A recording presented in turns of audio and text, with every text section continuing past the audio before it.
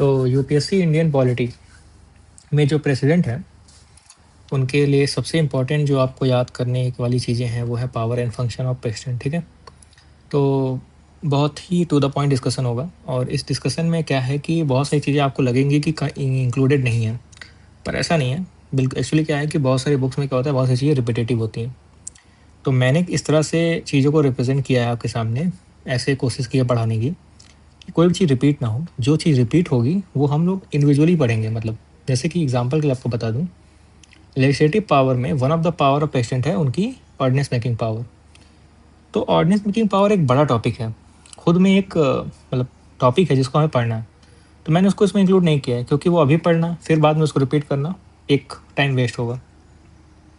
तो हम लोग ऑर्डिनेंस मेकिंग पावर अलग से पढ़ेंगे। ऐसे ही बहुत सारी चीज़ें होंगी जो आपको लग रहा होगा कि इसमें नहीं लिखी हैं या फिर मैं आपको नहीं पढ़ा रहा हूँ। वो इसलिए नहीं पढ़ा रहा हूँ क्योंकि वो फिर से पढ़ानी है। ठीक है, तो कोई भी चीज़ आपकी मिस नहीं होगी और इस चीज़ को ध्यान रखते हुए मैं सब चीज़ें इंक्लूड कर रहा हूँ। और ये इसको आप एक एक चीज़ जो मैं इसमें बताऊँगा समझाऊँगा उसको आप बाय हार्ट याद कीजिए। तो उसके अलावा मुझे नहीं लगता इसके बाद आपको कुछ पढ़ने की ज़रूरत पड़ेगी। ठीक है, तो बिना टाइम की वेस्ट के स्टार्ट करते हैं। ठीक है, एग्जीक्यूटिव पावर ऑफ प्रेसिडेंट से। तो सबसे इंपॉर्टेंट बात जो आप इसमें देख रहे होंगे, पहली लाइन जो लिखी है कि executive action of government of India taken in his her name. यहाँ पे वर्ड है फॉर्मली टेकन। इसका मतलब है कि एग्जीक्यूटिव एक्शन ये करते नहीं है, इनके नाम पर सब कुछ होता है।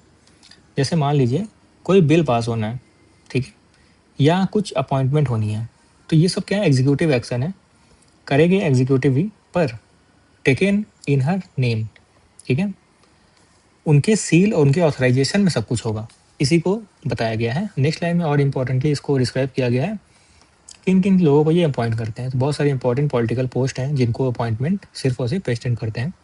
इनको इंडिविजुअली भी आप पढ़ेंगे कि जो हमारे पीएम हैं, हमारे सीएजी हैं, चीफ इलेक्शन कमिश्नर हैं, कंट्रोलर, ऑडिटर जनरल, इनके बारे में हमें इंडिविजुअली भी पढ़ना है क्योंकि आगे जब हम कॉन्स्टिट्यूशनल बॉडीज़ पढ़ेंगे तो उनमें ये इंडिविजुअली आएंगे, इनके बारे में डिस्क्राइब भी हमें पढ़ना है। तो अभी के लिए फ़िलहाल हम बस इतना ऐसे ऊपर ऊपर से जान के रखेंगे ताकि ये हमारे लिए बाद में भी रिपीट हो तो याद रहे कि इनकी अपॉइंटमेंट कौन करता है, प्रेसिडेंट करते हैं। ठीक है, जो इंपॉर्टेंट हमें याद करने के लिए है, जो अलग से है, सिर्फ इसमें लिखा है, वो ये है कि इंटर स्टेट काउंसिल का निर्माण ये करते हैं। ठीक है, तो इंटर स्टेट काउंसिल पूछेगा आपसे कौन बनाता है, तो who makes it, it is the president who makes it. Okay, what is the need of inter state council? इसका नीड ये है कि different states are there, S1 S2 S3, इनके बीच में कोऑर्डिनेशन अच्छा हो, इसके लिए प्रेसिडेंट क्या करते हैं, इंटर स्टेट काउंसिल बनाते हैं।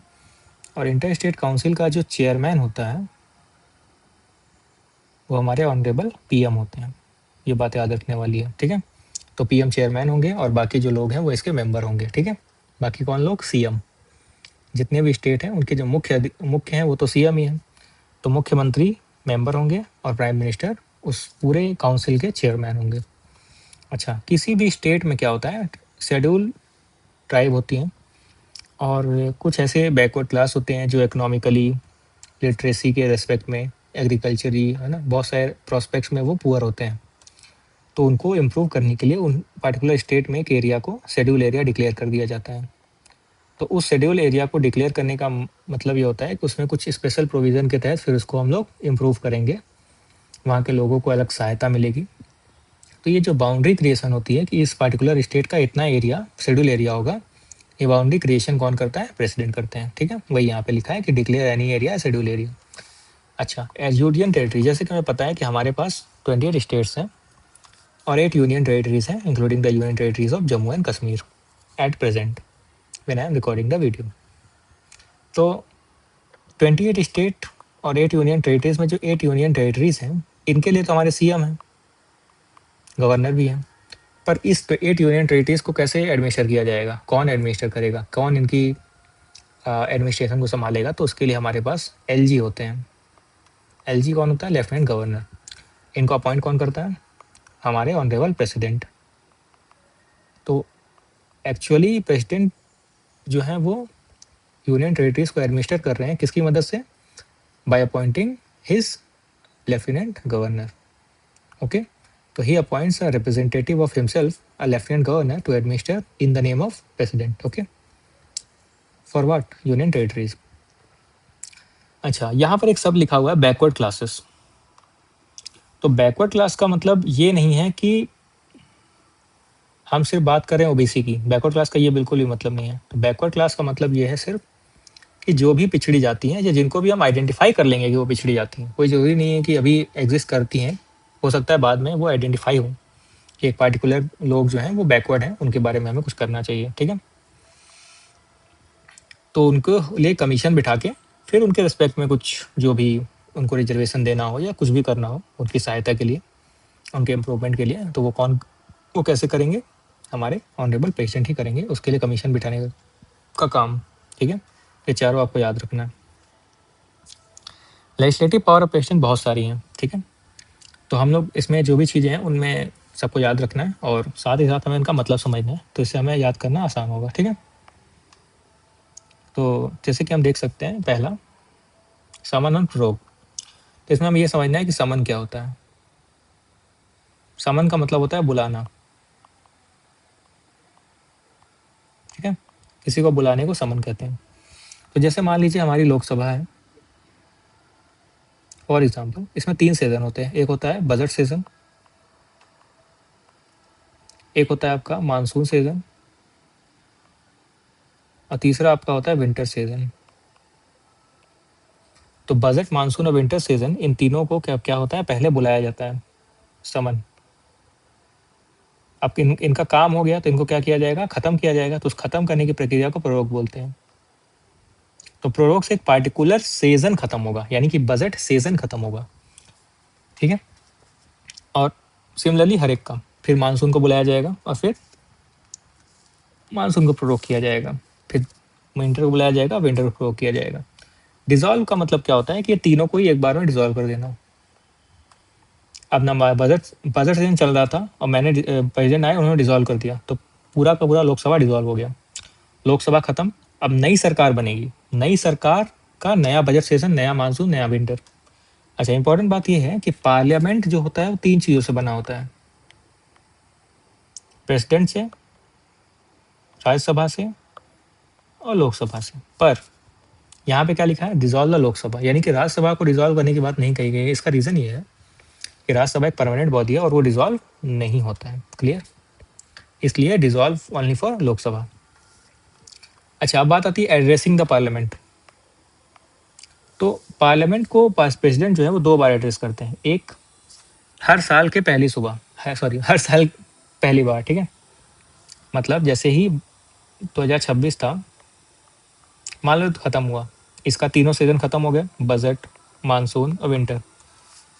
तो जब बजट सीजन शुरू हुआ होगा तब प्रेसिडेंट ने एक बार स्पीच दी होगी, 2026 खत्म, 2027 आएगा, फिर बजट सीजन शुरू होगा, फिर प्रेसिडेंट एक बार स्पीच देंगे, तो 2028 आएगा, फिर बजट सीजन होगा 3 सीजन के बाद। तो ये हो गया वन ऑफ द स्पीच जो कि हर साल पहली बार देते हैं। और दूसरी स्पीच क्या होती है उनकी, हर जनरल इलेक्शन के बाद, यानी कि 2024 में जनरल इलेक्शन हुआ था लोकसभा के लिए, जिसमें मोदी जी की सरकार वापस से आई। 2029 में दोबारा होगा 5 साल बाद। तो यहाँ पे उन्होंने एक बार दिया था, यहाँ पे एक बार फिर से देंगे। कोई ज़रूरी नहीं कि हर 5 साल बाद ही देंगे, जब भी एक नई सरकार बनेगी। मान लीजिए अभी किसी कारण से सरकार उनकी गिर जाती है, तो 2027 में सरकार बनी मान लो, तो यहाँ पर भी नई सरकार बनी, तो यहाँ पर भी क्या होगा, उन्हें एक स्पीच देनी पड़ेगी, ठीक है। इसी को बोलते हैं एड्रेसिंग द पार्लियामेंट। तो ये 2 बार होता है, ये आपको याद रखना है, 2 टाइम्स। अच्छा, फिर यहाँ पे लिखा है कि लोकसभा और राज्यसभा के जो मेंबर्स हैं, अब 2 लोगों की बात हो गई, एक स्पीकर की बात हो रही है और डिप्टी स्पीकर की बात हो रही है। इनके बारे में अच्छे से पढ़ेंगे बाद में। अभी के लिए बस ये जान लीजिए कि जो स्पीकर हैं और डिप्टी स्पीकर हैं, ये लोग क्या हैं, हेड हैं, एक तरह से प्रिसाइडिंग ऑफिसर हैं, किसके, लोकसभा के और राज्यसभा, लोकसभा के। और in in the similar case chairman और डिप्टी चेयरमैन कौन है, राज्यसभा के, ठीक है। तो 2 शब्द पहले हमें समझना जरूरी है, एक है वैकेंट और दूसरा है एब्सेंट। तो वैकेंट का मतलब होता है कि कुर्सी खाली हो गई, मतलब nobody in the seat, nobody in the seat. और एब्सेंट का मतलब है कि बस temporary vacancy, temporary vacancy. Temporary vacancy का मतलब क्या होता है कि किसी कारणवश बीमार पड़ गए हैं, कुछ हो गया है, फिर से आके अपनी सीट वापस ऑक्यूपाई कर लेंगे, पर अभी टेम्पोरली वो इल हैं, ठीक है, ऑक्यूपाई नहीं कर सकते। और वैकेंट वाला कोई है ही नहीं, तो किसी और को ही लाना पड़ेगा, उन्होंने रिज़ाइन कर दिया ऐसा टाइप, ठीक है। तो ये केस कौन सा हो गया, रिज़ाइन का। ये केस कौन सा हो गया, इल, ठीक है, या फिर टूर, कहीं वो गए हैं किसी कारणवश, ठीक है। और रिज़ाइन या फिर एक और वर्ड आता है डेथ, तो वो एग्जिस्ट ही नहीं करते हैं, उस पद को संभालने के लिए वो है ही नहीं संभालेंगे वो पद, ठीक है। तो वैकेंट की केस की बात हो रही है यहाँ पे कौन से केस की बात हो रही है, आप देखेंगे यहाँ पे लिखा हुआ है कि वैकेंट, एब्सेंट वाली केस की बात नहीं हो रही है, ठीक है। तो जब ऐसा रहे कि वैकेंट हो जाए, कौन कौन वैकेंट हो जाए, स्पीकर वैकेंट हो जाए और डेप्टी स्पीकर भी वैकेंट हो जाए। तो स्पीकर अगर वैकेंट होते हैं तो उनकी पोस्ट कौन संभालता है, डिप्टी स्पीकर। पर दोनों ही जब वैकेंट हो जाए तब कौन संभालेगा, उसके लिए क्या करते हैं, प्रेसिडेंट आते हैं, इंटरवीन करते हैं और एक व्यक्ति को चुन लेते हैं, जिसको क्या बना देते हैं, उस प्रिसाइडिंग अफसर बना देते हैं, कहाँ का, लोकसभा का, टेम्पोरली, मतलब थोड़े समय के लिए, फिर इलेक्शन वगैरह होगा, फिर ये लोग वापस आ जाएंगे, ठीक है। तो वही लिखा है यहाँ पे कि जब दोनों ही लोग चले जाएं, स्पीकर और डिप्टी स्पीकर, या फिर चेयरमैन और डिप्टी चेयरमैन राज्यसभा में, तब क्या करेंगे, प्रेसिडेंट इंटरवीन करेंगे और अपॉइंट करेंगे any member of the Lok Sabha and Rajya Sabha. Lok Sabha में जब ऐसी सिचुएशन आएगी तो लोकसभा के किसी एक मेंबर को उठाएंगे और उसको अपॉइंट कर देंगे, जनरली सीनियर मोस्ट पर्सन को उठा के वो करते हैं ऐसा। और सिमिलरली राज्यसभा के केस में भी किसी एक सीनियर मोस्ट पर्सन को, या जो उनको पसंद आएगा, जिसको भी एलिजिबल समझेंगे वो उनका पर्सनल डिस्क्रिप्शन होगा कि वो किसको समझते हैं, और उस पर फिर वो अपॉइंट कर देंगे, ठीक है। ये उनका अपना निजी व्यक्तिगत है कि किसको करेंगे। अच्छा, disqualification of member of parliament. तो डिस्क्वालिफिकेशन दो तरह के होते हैं, एक होता है 10 शेड्यूल वाला और एक होता है नॉर्मल, ठीक है, जो मेंशन है। जैसे कि आपने ऑफिस ऑफ प्रॉफिट, जो चीज़ें हैं, मतलब एक पार्लियामेंट में डिफाइन हुई कि क्या क्या क्राइटेरिया है कि एज आपकी इतनी होनी चाहिए, तभी आप लोकसभा के मेंबर हो सकते हैं, या फिर आपको इतने दिन 60 डेज से ज़्यादा अब्सेंट नहीं होना है। तो ये जो क्राइटेरिया है, इनको फुलफिल ना करने पर इलेक्शन कमीशन के साथ मिलकर ये फैसला करेंगे प्रेसिडेंट, यहाँ पे एक लिख लीजिए कि प्लस इलेक्शन कमीशन, अकेले फैसला नहीं करना है इनको। और यहाँ पर जो डिस्क्वालिफिकेशन होता है ये जुडिशियल रिव्यू से बाहर होता है, जुडिशियल रिव्यू नॉट एप्लीकेबल, ठीक है, एनए मतलब नॉट एप्लीकेबल।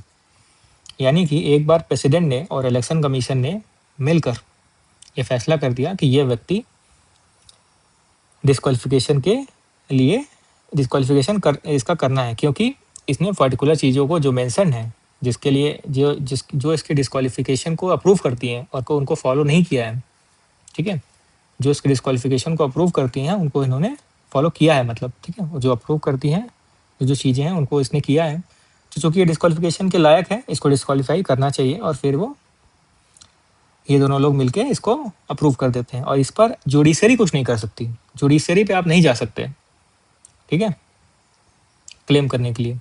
अगर प्रेसिडेंट ने और इलेक्शन कमीशन ने मिलके आप पे डिस्क्वालिफिकेशन को अप्रूव कर दिया। और ये 10 शेड्यूल वाला नहीं है। 10 शेड्यूल वाला क्यों नहीं है, क्योंकि 10 शेड्यूल वाले में जुडिशरी इंटरवीन करती है और कर सकती है, जुडिशियल रिव्यू अप्लीकेबल है, ठीक है, पर इस केस में अप्लीकेबल नहीं है, ठीक है। तो 10 शेड्यूल जब पढ़ेंगे अलग से तो उसमें मैं इस चीज़ को फिर से उठाऊंगा और फिर से बताऊंगा, ठीक है। अच्छा, फिर यहाँ पे आती है बात, 2 member of Lok Sabha from the Anglo Indian community. ये आपको याद ही नहीं करना है, क्यों, क्योंकि ये हटा दिया गया।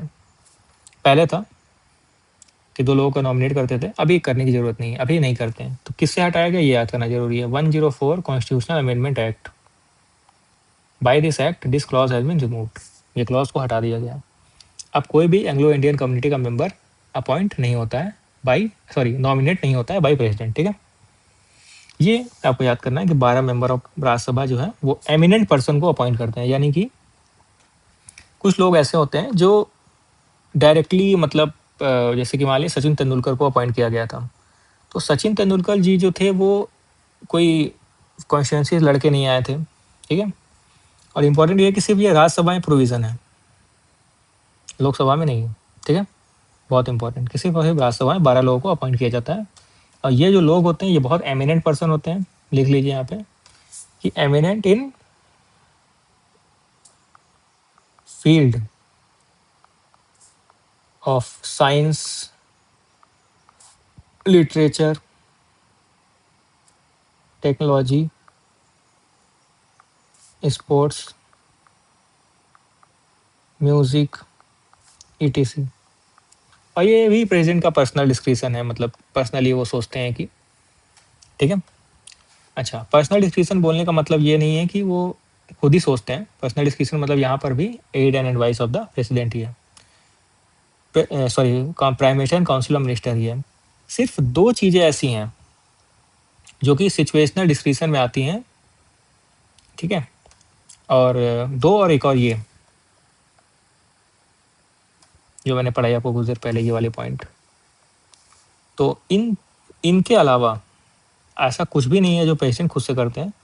तो वो मैं आपको बाद में टेकअप करूँगा, वो 3 पॉइंट्स कौन से हैं, ठीक है। वो जब मैं आपको लास्ट में कंक्लूसिव में पढ़ाऊँगा कि discretionary power and constitutional power ये कौन से हैं पेशेंट के, वो एक अलग टॉपिक होगा, उसमें मैं आपको क्लैरिफाई कर दूंगा, ठीक है। अभी के लिए बस ये जान लीजिए कि जो भी कुछ होता है प्रेसिडेंट को, वो aid and advice of the council of minister and PM के द्वारा ही होता है, जो भी वो करते हैं। अच्छा, अब ये जो टॉपिक है, ये पूरा का पूरा टॉपिक जो है वो क्या है, recommendation of the bill by the president है। तो ये सारे जो हैं ये क्या है, प्रेसिडेंट रिकमेंड करते हैं, प्रेसिडेंट रेकमेंड करते हैं, ठीक है। फॉर एग्जाम्पल, जब तक प्रेसिडेंट रिकमेंड नहीं करेंगे ये सारे बिल क्या होंगे, पार्लियामेंट में आ ही नहीं पाएंगे। तो कौन कौन से बिल है सारे आपको याद करने हैं। पहला है मनी बिल, ठीक है। ये है आर्टिकल 3, यानी कि किसी भी स्टेट की बाउंड्री को अल्टर करना या फिर नए स्टेट को बनाना, ये काम भी प्रेसिडेंट जब रिकमेंड करेंगे तभी हो पाएगा। इसके रिस्पेक्ट में अगर कोई बिल लाना है तो, ठीक है। कॉन्सोलिडेटेड फंड ऑफ इंडिया से अगर कोई एक्सपेंडिचर करना है तो भी प्रेसिडेंट की रिकमेंडेशन चाहिए, ठीक है। तो ये सारे के सारे जो बिल हैं इनमें रिकमेंडेशन ऑफ प्रेसिडेंट चाहिए। क्वेश्चन कैसे आता है एग्जाम में कि money bill can be introduce to the parliament only with the recommendation of the president, true और फॉल्स। मतलब वो ट्रू और फॉल्स की तरह ही क्वेश्चन रहेगा। तो if you know you will be able to tick it, except it as true statement, if it is not it will be accepted as false statement, okay. Vary any tax or duty in which in the states in which states are interested, ठीक है। और ये वाला, a bill that varies the meaning of expression agriculture income as defined for the purpose of enactment relating to Indian income tax, फिर a bill that affect the principle of which sum of money or may be distributed to the state, ठीक है। और last क्या है, a bill that imposes any surcharge on a specific task for the purpose of center। तो mostly आप देख रहे हैं कि टैक्स वाले बिल जो हैं उनमें प्रेसिडेंट का मंजूरी बहुत ज़रूरी है। तो बिल्स, टाइप ऑफ बिल्स जो हम पढ़ेंगे तो उनमें थोड़ा और डीपली समझेंगे। अभी के लिए आपको ये सारे के सारे पॉइंट याद करने हैं, कोई भी पॉइंट आप छोड़ नहीं सकते, ठीक है। सबसे इम्पोर्टेंट है ये वाला money bill, article 3 consolidated fund of India, ठीक है। और ये स्टेट से रिलेटेड हैं चीज़ें। उसके बाद हम आगे बढ़ेंगे, ये ये जो पार्ट है ये है प्रेसिडेंट एंड द बिल। तो इसको हम नेक्स्ट वीडियो में टेकअप करते हैं, ओके।